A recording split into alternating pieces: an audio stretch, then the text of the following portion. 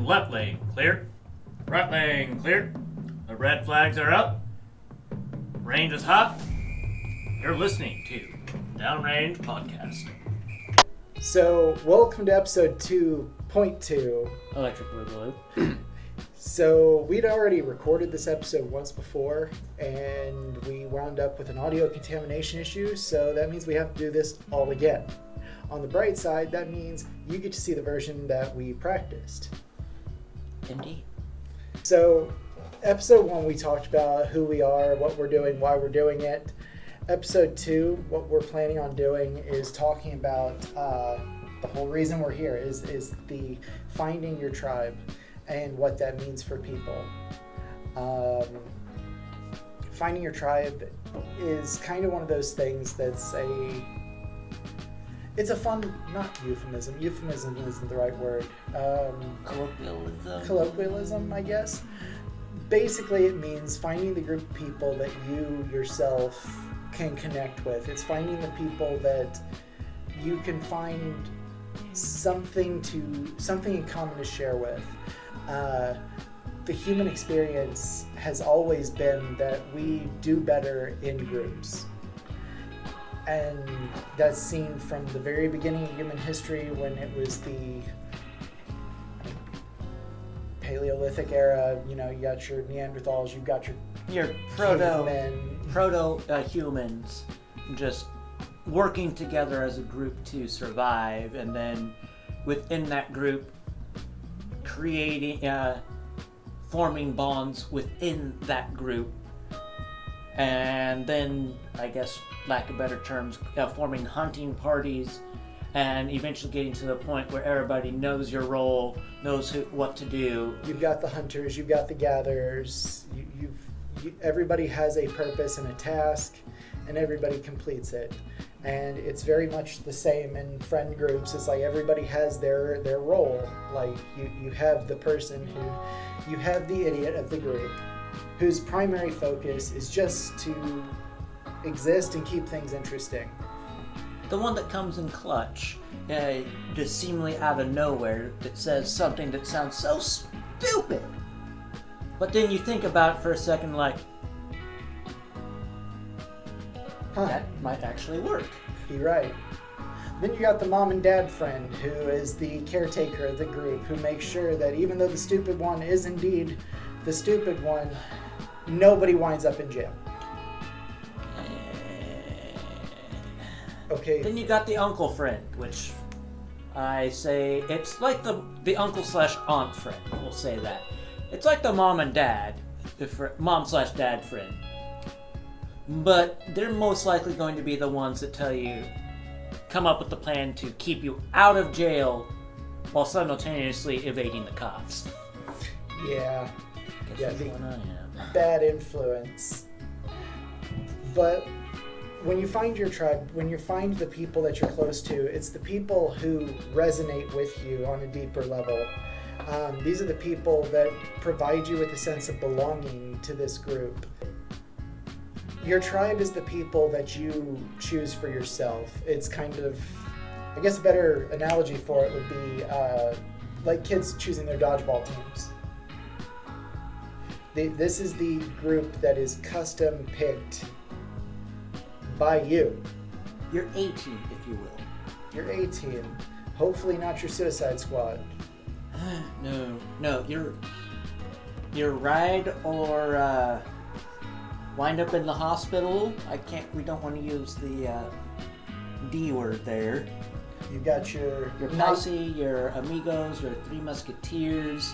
Your Knights of the Bro Table. The people you call to at 3 a.m. to either they want to be coming to bail you out of jail. They would be in jail with you, but you would call at 3 a.m. to acquire some plastic sheeting and grab a shovel.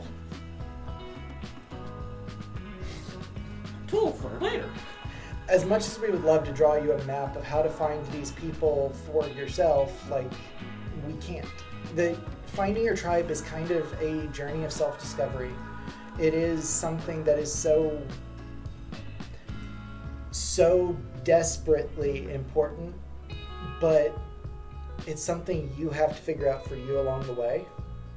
But that doesn't mean we're not going to try. What we're going to try to do is give you all the tools and things to help bring it all together. Yeah, I mean, discovering that group of people who you mesh with without having to change who you are on a fundamental level. So, like, your tribe, your friends, your posse, whatever you want to call them, these are people who reflect your values in some way, shape, or form. Whether these are the people who share the same religion as you, whether these are the same people who are in the same nerd group. We talked in episode 2.1 how we met at Ren Fair. You know, nerds are a very big part of the military. Yes. So are Ren fairs, oddly enough. Like the amount of people that are like, oh yeah, no, I heard about this because I used to go to this Ren fair up in whatever state I was in before I joined the military, and I try to go wherever I'm posted, whatever post I'm at. The Venn diagram for the military, it circles nerd a lot. A lot. So, like, so many infantrymen. But, like, you're going to wind up getting into groups where you have a connection. You're going to have groups where you really got together because you liked this one particular game, Call of Duty, Fortnite, whatever you play. Magic the Gathering. Magic the Gathering. Stuff you sink a lot of money and time into. You're going to have your groups where you go to the same church, synagogue, mosque, whatever your religious preference is.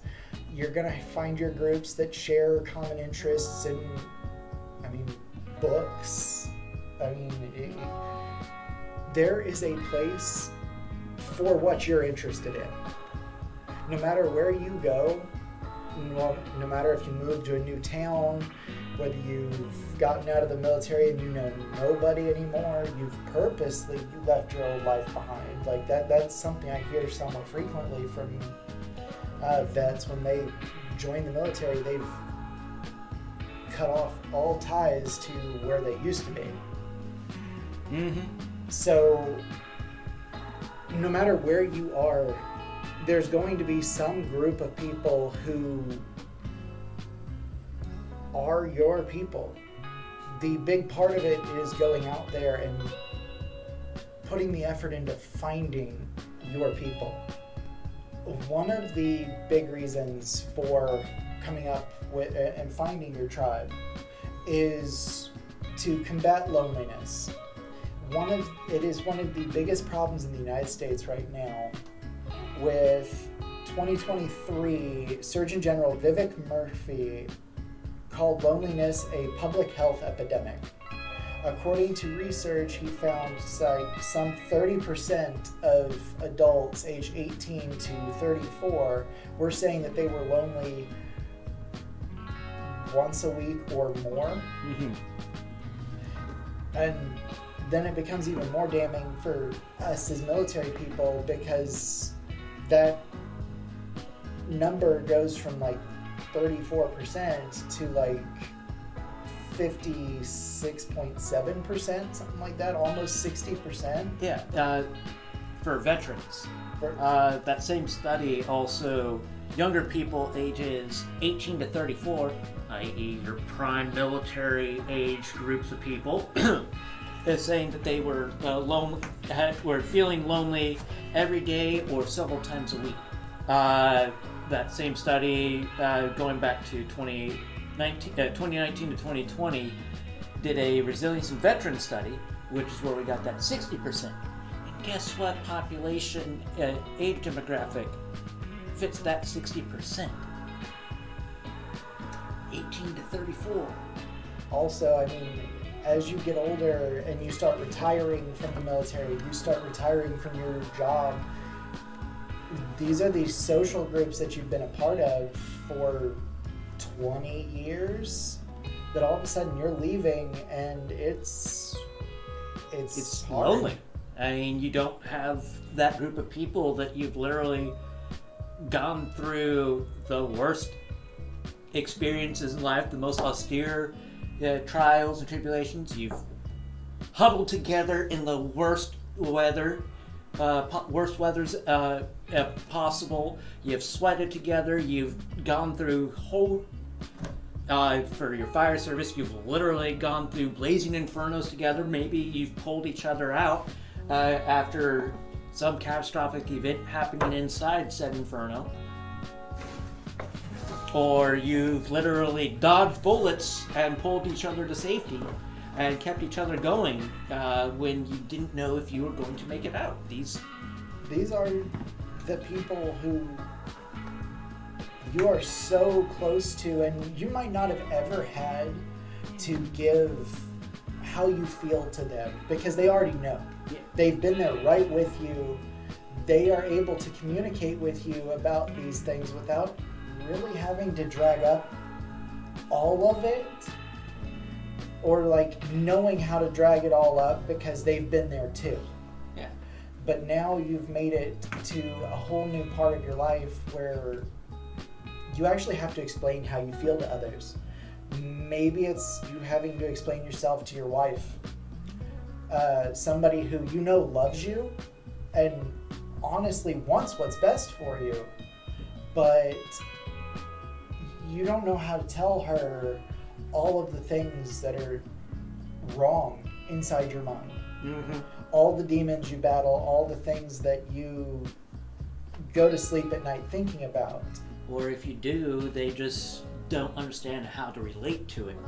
Because I, in my past, have talked about events that I thought weren't a big deal because I was with my military friends or my firefighting friends and everything, and we just kind of like, damn, yeah, I can understand how you're feeling about that situation. And then I explained to it, laughing about it, and my non-military and fire friends and family are just like giving me that look of like, are you okay? That is not how you are supposed to, how a relatively sane / normal person is supposed to react and talk about these events. Yeah. It's like we wind up with a lot of weird coping mechanisms, for lack of a better oh term. my god, I don't want to talk about this. Yeah. But stay tuned for the next one when we bring our therapist in. yeah, Uh, that's come to Jesus session. But or whatever. we wind up having nobody, I mean, I don't want to say that. We feel in those moments that we have nobody to talk to about what we're going through in our lives. We feel like we have no other recourse but to kind of shoulder the weight on our own. And you don't have to. Nobody wants you to shoulder the weight alone. Mm-hmm. Nobody wants to see you going through hell. And I mean, I don't mean trauma dump on strangers, but once you've found your group of friends who are playing Magic the Gathering, D&D, whatever they're playing, these groups tend to get very close very quickly. And they tend to be the kind of people that you can kind of let your guard down a little bit with. Yeah. I'd say that, yeah.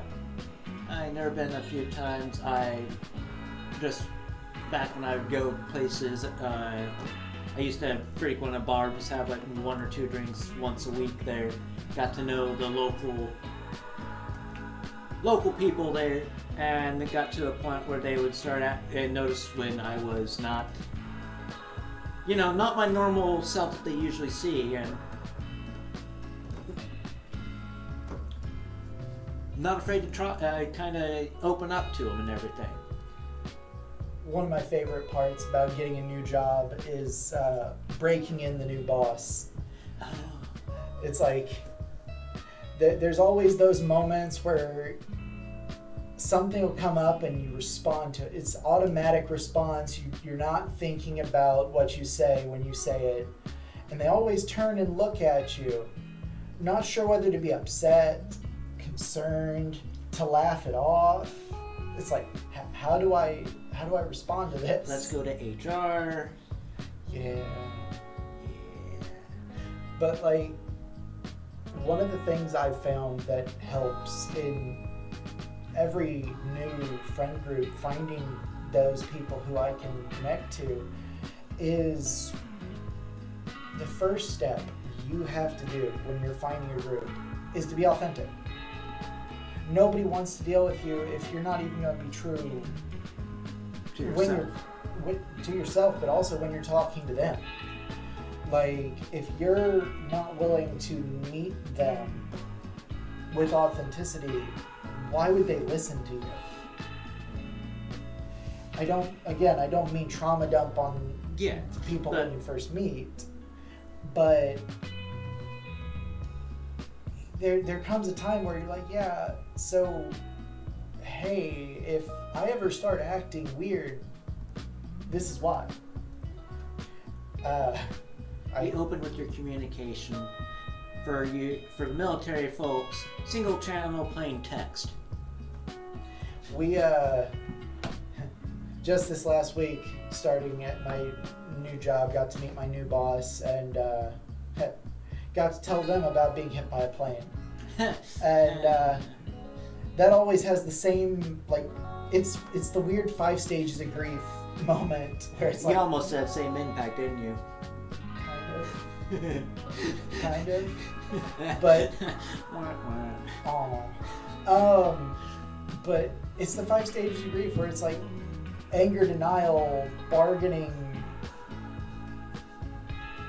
something acceptance. And it's like, really, that happened? You were hit by a plane? No. I need to hear the details. You were hit by a plane. But like, this happens every new job I have, where I'll have to eventually tell them, hey, look, I'm partially deaf in this one ear. You're gonna have to say things a couple times if this ear is the one facing you. It might be, there might be times where I just sort of stare off into the distance. I'm okay, I will be okay. You just need to know these things so you don't worry. What now? Yeah, that's what I figured. So, maybe wondering, alright, cool. Where do I go to be authentic and everything? Well, good places, out besides bars and everything. You know, you can always try your local game and hobby shops.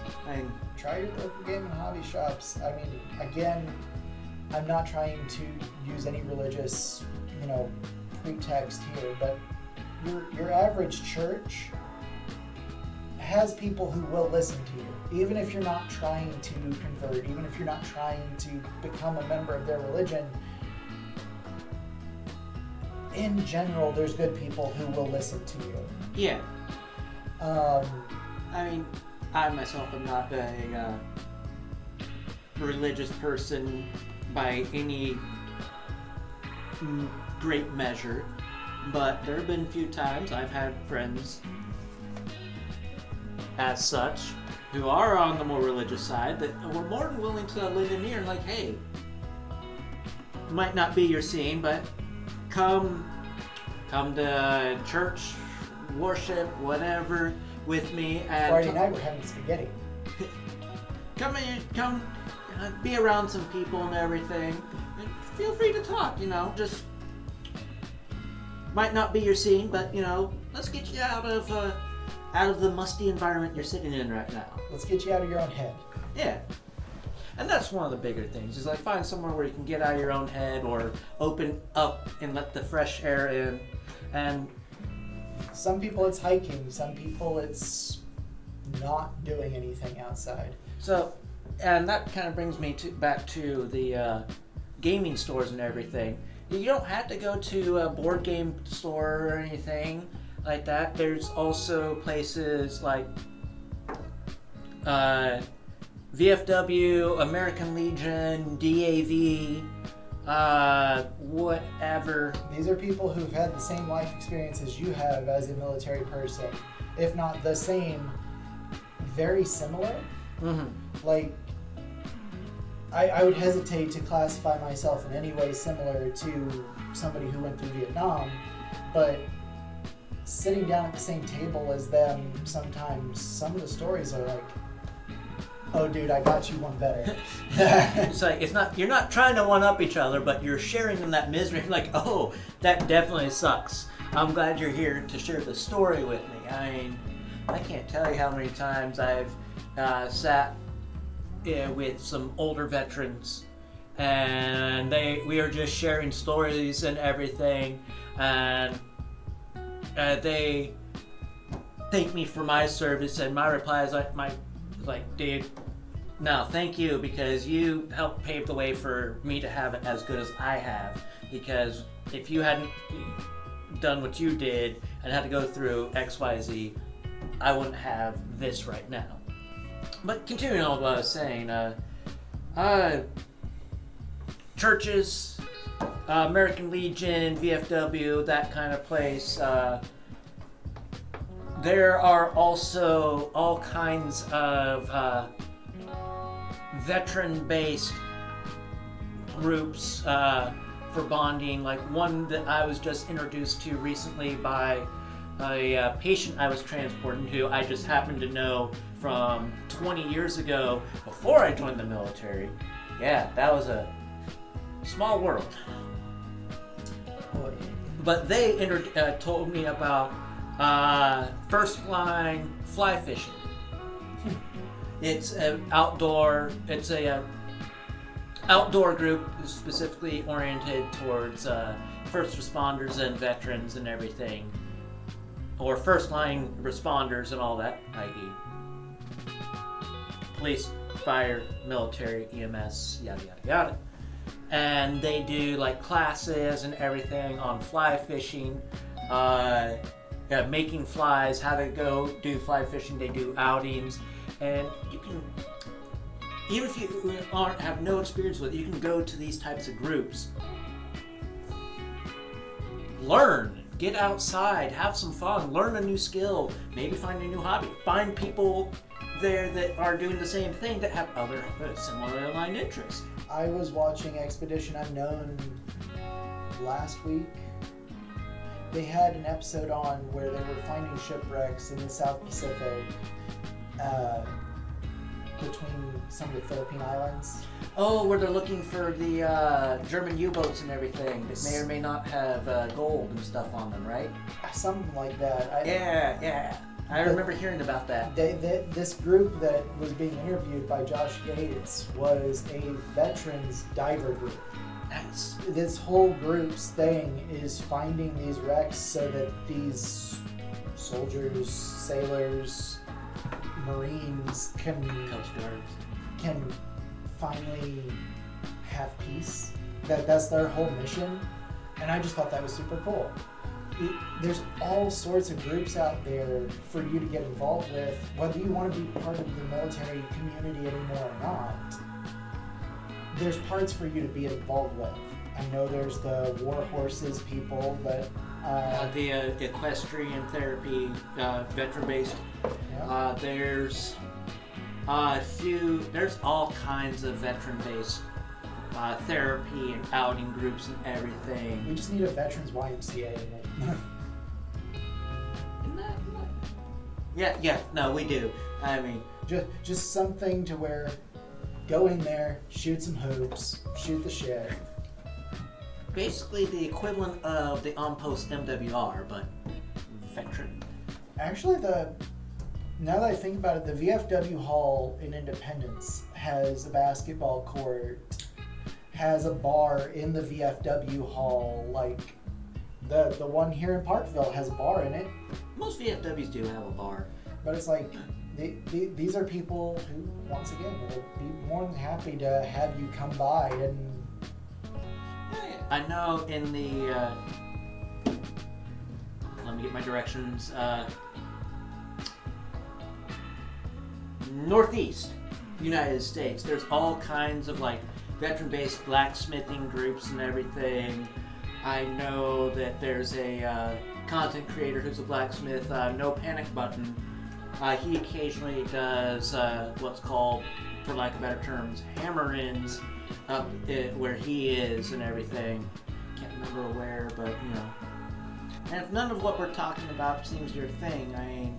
It's not that hard to find something that is your thing. We're just shooting examples off things that we know, which at the end of the day, neither one of us is qualified to give psychological, financial, or, you know, relationship advice. Yeah. But we can only talk about what we know.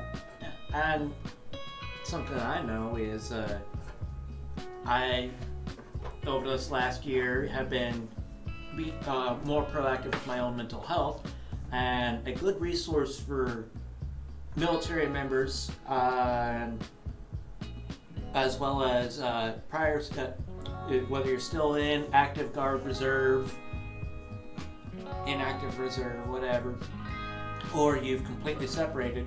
Military One Source, if funding is an issue, Military One Source, they can set you up with a local therapist, which is somebody to talk to.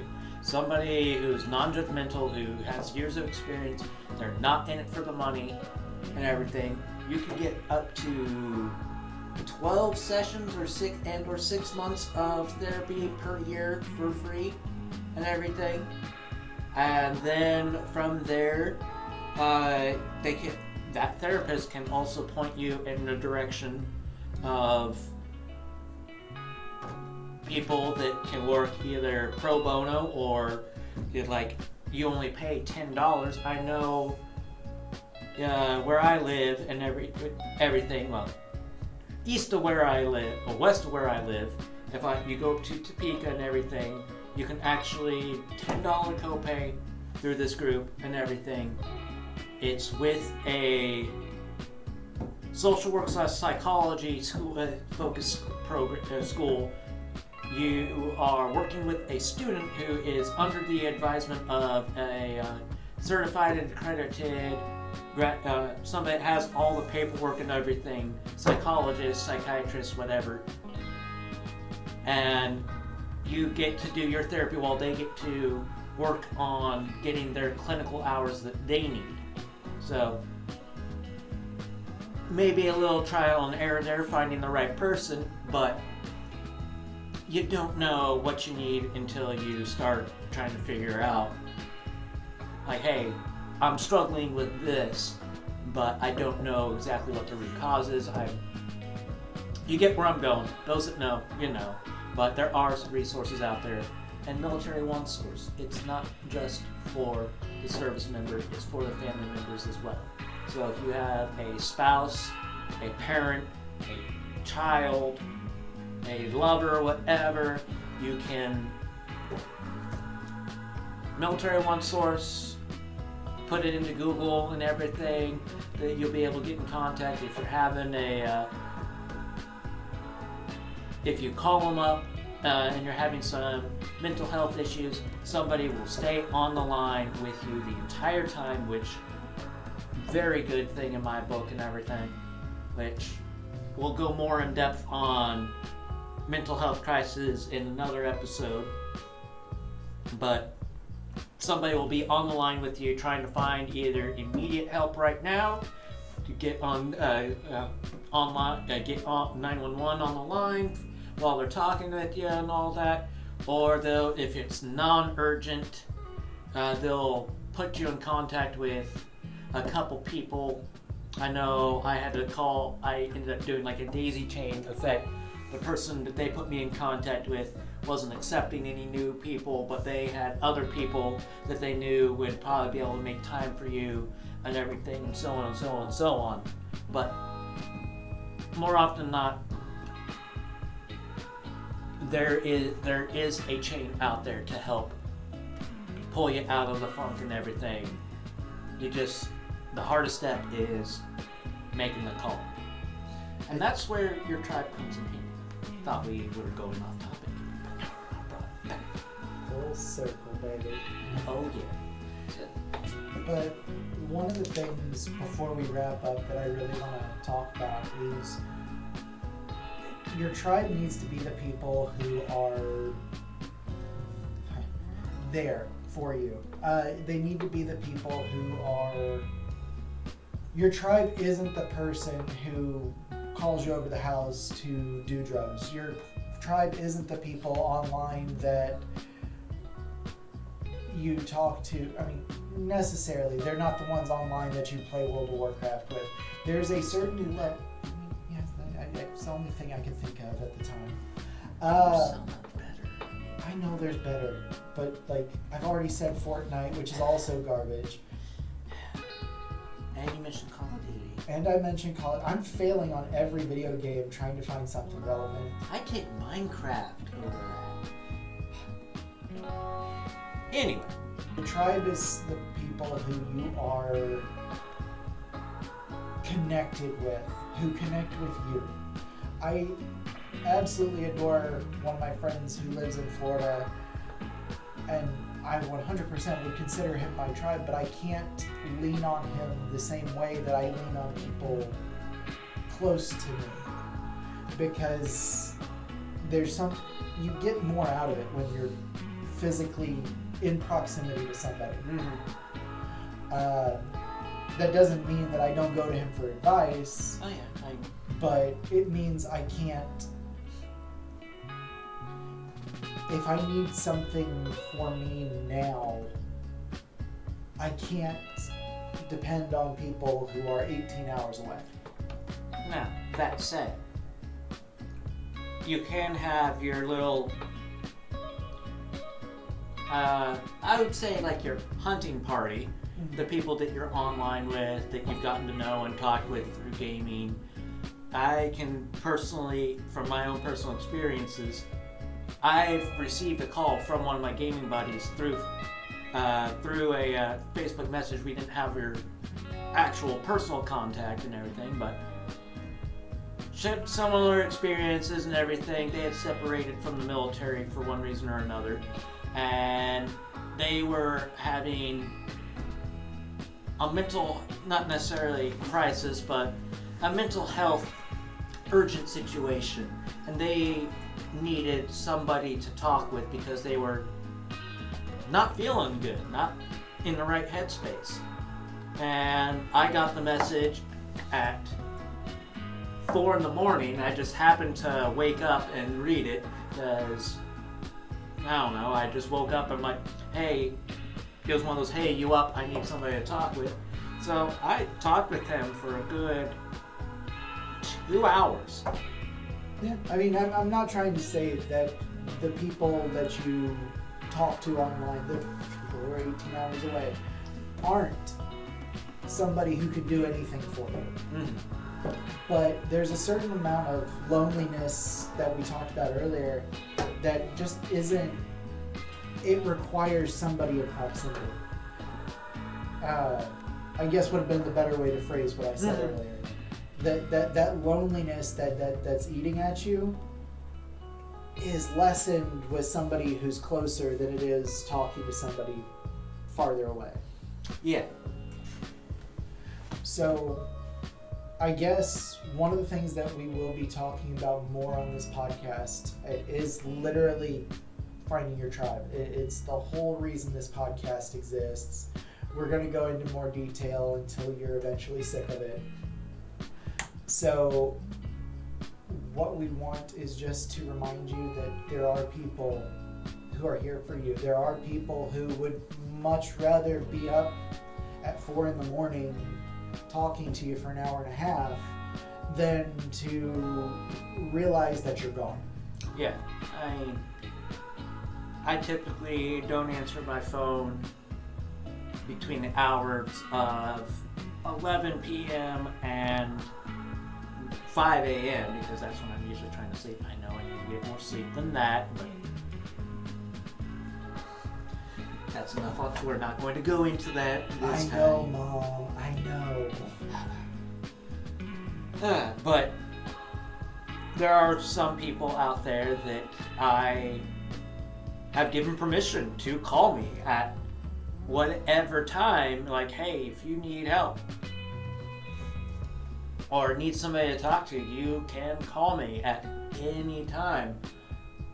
And if I don't answer it, follow it up with a text message, because I will be able to at least read that text message, or call me back to back. That way I know it's an emergency. Yep. If I have told my parents, if it is truly an emergency and I don't pick up the first time, call me again.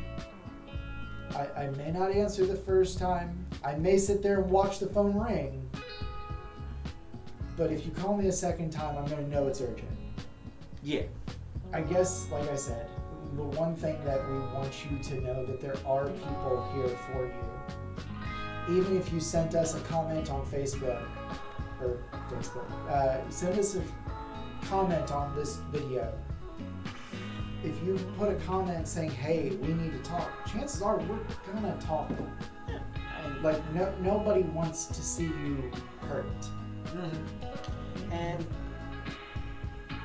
on that note of, if you're having a crisis, or you're feeling like you're having a crisis, there is the Veterans Crisis Line.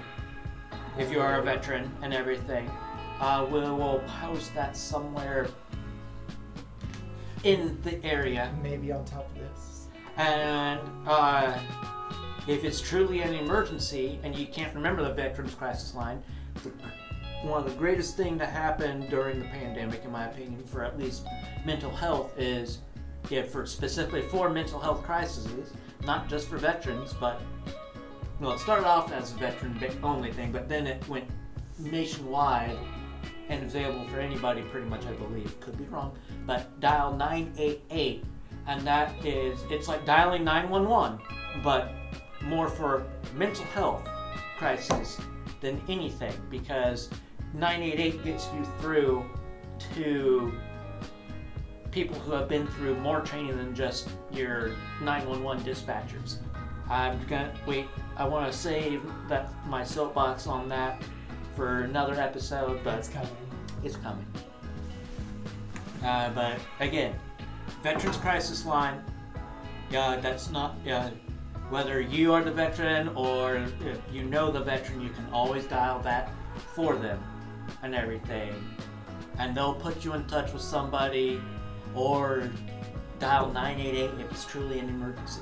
Or if you don't know how you're feeling, it's one of those, we'd rather, as a firefighter paramedic myself, I would rather come pick you up at 4 a.m, take you to the hospital, and then see you at the end of my shift, right back outside, or see you getting dropped off, see you out of the hospital my next shift, still around, and we have a little brief, hey, how you doing? You feeling better? Alright, cool. Yeah. Then get the call from your neighbor saying, hey, we heard some noises, and then cadaver on the floor. No. Nobody wants to find out you took a permanent solution to a temporary problem. Real somber note to end on, but it's important to say that's why these communities, these tribes, these posses, these groups are so important. It's to be able to have these talks before it's too late. What are some of the things that we're going to try and get going here in the near future? So that way we have something positive to look forward to. Oh boy, let's see. Let's see. We've got interviews with the Global Warrior Center at Park University. Cool. Looking forward to that. They're going to come on and talk about what they do here. We've got possible interviews lined up with a couple veterans opening a skating rink here in Kansas City. We've got Finding your tribe. Right Finding there. Your Tribe. Skating. roller skating. Getting out Learning. and doing something. Yeah. Who cares if you're bad at it? Have fun with it. Fall, break your tailbone, have fun. Get that 10% disability. But we've also got possible interviews lined up with somebody who works with the VA hospital and veterans in general, getting them the care and funding that they deserve. Oh, God. We've got somebody lined up who was a WASP, What is a wasp other than the bug? Women's Service Air Pilot. So, Don't know what that is? Give it a quick Google. Women's Air Service Pilot. Whatever. Basically, back when before the Air Force was the Air Force, it was called the Army Air Corps, and before women were allowed to serve directly in the Army and everything, there was the Women's Army Air Corps, WAC, and then the Air Service pilots and everything. And if you don't think they're kind of badass, I mean, there were a lot of female in World War I and II, female badass pilots. So we've got some good stuff coming down the line. We've got the stuff in Branson in November that we've got some fun stuff coming. Yeah, just stick around, like and subscribe. Hopefully. Follow us on the various platforms. We've got Spotify, we've got Apple Music or Apple Podcasts, we've got YouTube, Twitstagram, we got Instagram, we got Twisted Talk. Yeah, I mean we got TikTok for another until they ban it. That might have been a bad business choice on our end, but whatever. We didn't say we're the sharpest tools in the shed. guys, thank you for listening. Come back, listen to us talk your ear off again. We promise we'll get better. We're trying.